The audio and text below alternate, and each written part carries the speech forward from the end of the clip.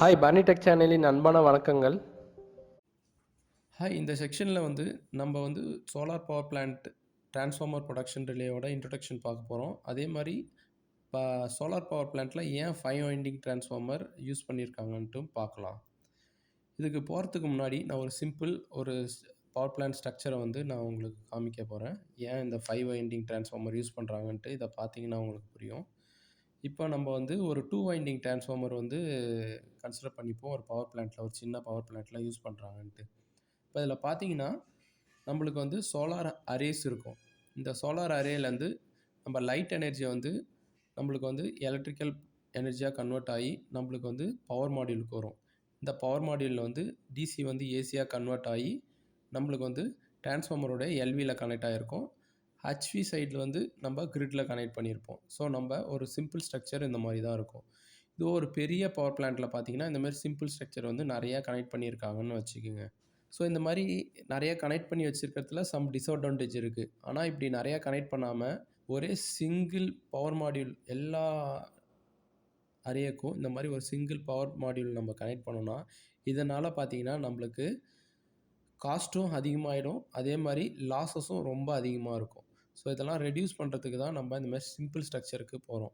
இந்த சிம்பிள் ஸ்ட்ரக்சர்லேயே சில டிஸ்அட்வான்டேஜ் இருக்குது. அதெல்லாம் என்னான்ட்டு நம்ம பார்க்கலாம். ஃபஸ்ட்டு ஒன்று பார்த்தீங்கன்னா இதோடைய பரப்பளவு ஏரியா நம்ம அதிகமாக யூட்டிலைஸ் பண்ணுற ஏரியா ரொம்ப அதிகமாக இருக்கும். ரெண்டாவது பார்த்தீங்கன்னா இதில் எக்யூப்மெண்ட் அதிகமாக நம்ம இம்ப்ளிமெண்ட் பண்ணுறோம். மூணாவது பார்த்தீங்கன்னா எக்யூப்மெண்ட் அதிகமாக இம்ப்ளிமெண்ட் பண்ணுறதுனால நம்மளுக்கு மெயின்டெனன்ஸ் காஸ்ட்டும் இதில் அதிகமாகும். ஸோ இந்த மாதிரி சின்ன சின்ன டிஸ்அட்வான்டேஜை நம்ம ரெக்டிஃபை பண்ணலாம். எப்படின்ட்டு நம்ம ரீடிசைன் பண்ணி பார்ப்போம். இப்போ இதில் பார்த்தீங்கன்னா இந்த சோலார் பவர் பிளான்ட்டில் பார்த்தீங்கன்னா நம்ம சோலார் பேனலை ரெடியூஸ் பண்ண முடியுமான்னு பார்த்தீங்கன்னா முடியவே முடியாது. ஏன்னா நம்ம சோலார் பேனல்லேருந்து தான் பவர் எடுக்கிறோம். ஸோ அதை நம்ம ரெடியூஸ் பண்ண முடியாது. ரெண்டாவது இந்த பவர் மாடியூல் பார்த்தீங்கன்னா இந்த பவர் மாடியூல் நம்ம ஒவ்வொரு சோலார் சிஸ்டத்துக்கும் ஒரு பவர் மாடியூல் வச்சு ஆகணும். ஆனால் இந்த எல்லா பவர் மாடியூலும் நம்ம ஒரே சிங்கிள் யூனிட்டாக நம்ம வைக்கலாம். மூணாவது பார்த்தீங்கன்னா டிரான்ஸ்ஃபார்மர். இந்த டிரான்ஸ்ஃபார்மர் தனித்தனியாக வைக்கிறதுனால பார்த்தீங்கன்னா தனித்தனியாக ஒரு ஏரியாவை இது ஆக்குபை பண்ணிக்கிட்டு இதுவே நம்மளுக்கு ஒரு லேண்ட்ஸ்கேப் அதிகமாக ஆக்குபை பண்ணும். இதை நம்ம ஒரே டிரான்ஸ்ஃபார்மராக நம்ம கன்வெர்ட் பண்ணலாம். எப்படின்னா ஹச்வி சைடில் 1 வைண்டிங்கும் எல்வி சைடில் 4 வைண்டிங்கும் நம்ம டிசைன் பண்ணலாம்.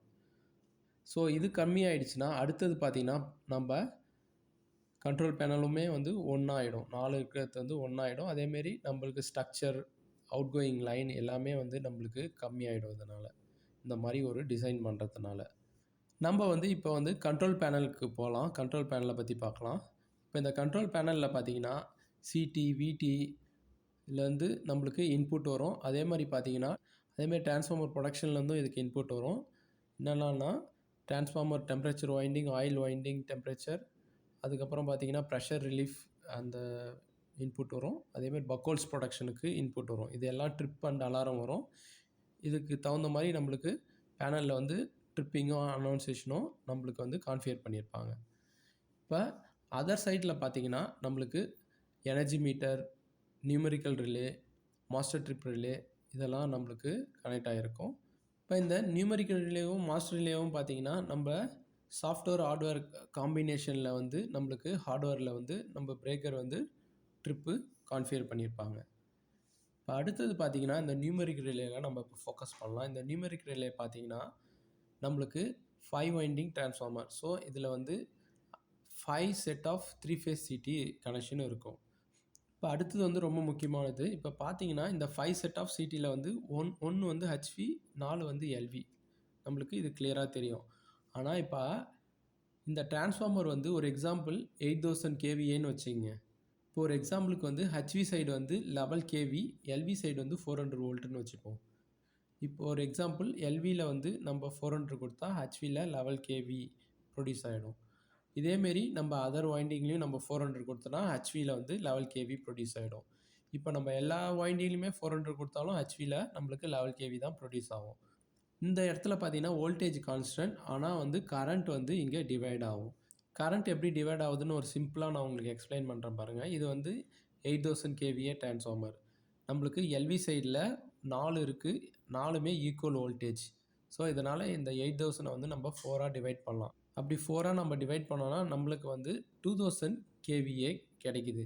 இந்த 2000 kVA வந்து பார்த்தீங்கன்னா இதுதான் ஒரு ஈச் வைண்டிங்குள்ள கெப்பாசிட்டி, அதான் மேக்ஸிமம் பவர். ஸோ இங்கே 2000 பவர் தான் ஒரு வைண்டிங்கும் ப்ரொடியூஸ் பண்ண முடியும். இப்போ 4 வைண்டிங்குமே 2000 நம்மளுக்கு இன்புட் கொடுத்தா தான் ஹச்வி சைடில் நம்மளுக்கு 8000 kVA நம்மளால் ப்ரொடியூஸ் பண்ண முடியும். நம்ம அடுத்தது என்ன பார்க்க போகிறோம்னா ரிலே செட்டிங்ஸும் ரிலே கான்ஃபிகரேஷனும் பார்க்க போகிறோம். இதை வந்து நான் நெக்ஸ்ட் செக்ஷனில் வந்து உங்களுக்கு காமிக்கிறேன். இந்த செக்ஷனோட நம்ம எண்டுக்கு வந்துட்டோம். நம்ம அடுத்த வீடியோவில் சந்திப்போம். இந்த செக்ஷன் உங்களுக்கு பிடிச்சிருந்ததுன்னா உங்கள் ஃப்ரெண்டுக்கு இல்லை கூட ஒர்க் பண்ணுறவங்களுக்கு இதை கொஞ்சம் ஷேர் பண்ணுங்கள். Take care and bye from Barney tech channel. இந்த வீடியோ பார்த்ததுக்கு மிக்க நன்றி.